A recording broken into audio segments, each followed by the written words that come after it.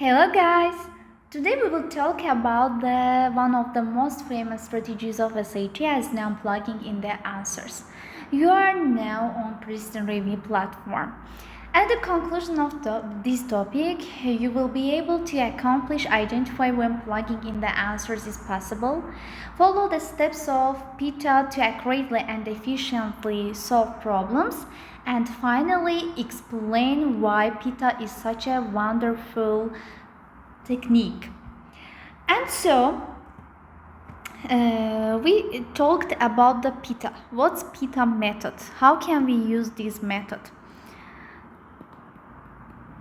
So, firstly, by using PITA method, you can label the answer choices. What do answers represent?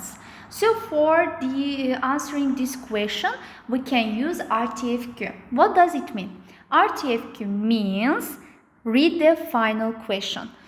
Before solving the problem, you can underline final question. Here, final question is a possible value of finding 2 minus y. Okay, and here you see that in the proportion, the numerator and also answer are the same. So we can denote it by a. For example, 3 over a is equal to a. Okay. So for this reason, we can use the answers. Next step is about the questions asked for the greatest or smallest value. You can start there. Otherwise, start with the one of the answers in the middle. And for the next step, you eliminate the answers that are big, too big or small, and finally when one of the answers works, stop. And so let's check variant A.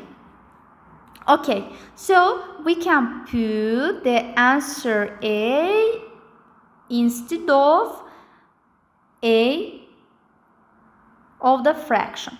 So we obtain that 3 over root 3 is equal to root 3. Okay, so our answer is A. But for assuring, we can check other variants. For example, let's check variant D also. So, and here we obtain that 3 over 9 is equal to a third. But I said that denominator and also answer must be the same, because in the content of our problem, of our question, denominator and also answer are the same. Thanks for your attention.